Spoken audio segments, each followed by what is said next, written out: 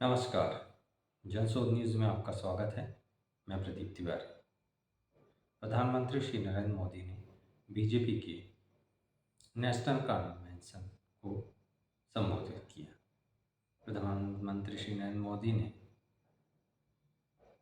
इस कन्वेंशन में कहा कि वह तीसरी बार पावर को एंजॉय करने के लिए नहीं मांग रहे। मैं यह मौका गरीब बच्चों के लिए मांग रहा हूँ। मैं यह मौका करोड़ों महिलाओं के सपनों के लिए मांग रहा हूँ। मैं उनके लिए जीता, गरीब और युवाओं के लिए और उनकी समस्याओं को हल करने के लिए मांग रहा हूँ। उन्होंने आगे जोड़ा कि अब देश का सपना और संकल्प भी बड़ा होगा। प्रधानमंत्री श्री नरेंद्र मोदी ने कहा कि लोकसभा में सभी दिशाओं में भारतीय जनता पार्टी जीत दर्ज करेगी। बस हमें अगले 100 दिन सभी नए वोटरों तक पहुंचना होगा, सभी हितग्राहियों तक पहुंचना होगा, सभी समाज तक पहुंचना होगा। उन्होंने कहा कि जो नया वोटर है, जो अभी 18 साल का हुआ है, वही इस बार 18वीं लोकसभा का गठन करेगा। आप उससे तारतम्य बिठा लें, उसके साथ रहें और उसे बीजेपी की रीति नीति के बारे में बताएं। श्री नरेंद्र मोदी ने विपक्ष की ओर इशारा करते हुए कहा कि विपक्ष वह भी मैनेज करने की स्थिति में नहीं है जो एनडीए ने अभी कर दिया है।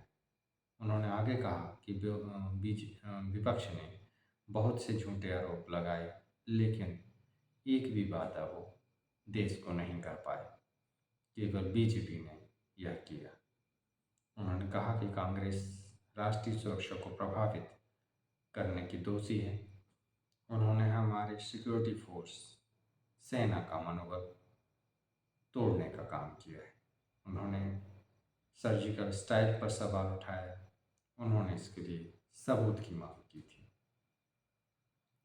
5 साल पहले इन्होंने राफेल पर राजनीति कर एयरफोर्स को राफेल मिलने से रोका था।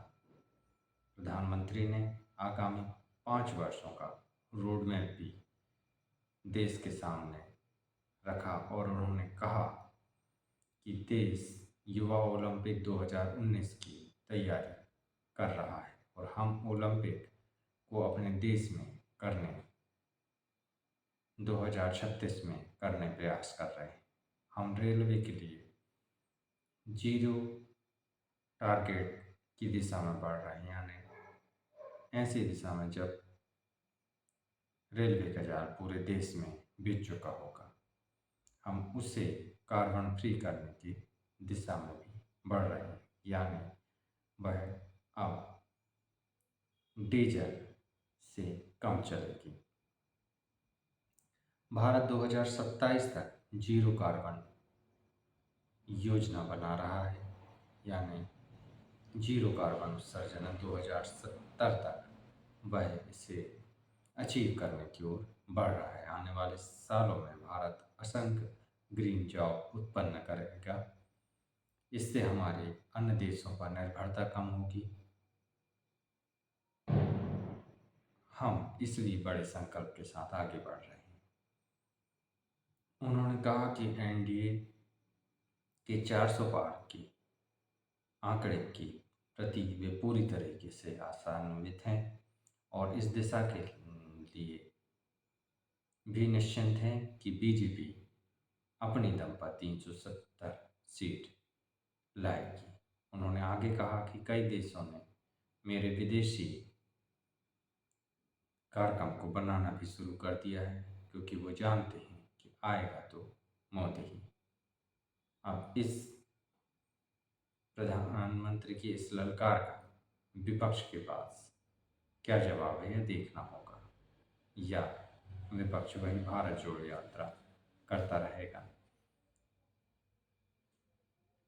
और क्या वह स्थिति में है भी कि प्रधानमंत्री श्री नरेंद्र मोदी का जवाब दे पाएगा, क्योंकि विपक्ष की सबसे बड़ी पार्टी कांग्रेस की ही स्थिति अभी डामाडोल नजर आ रही है।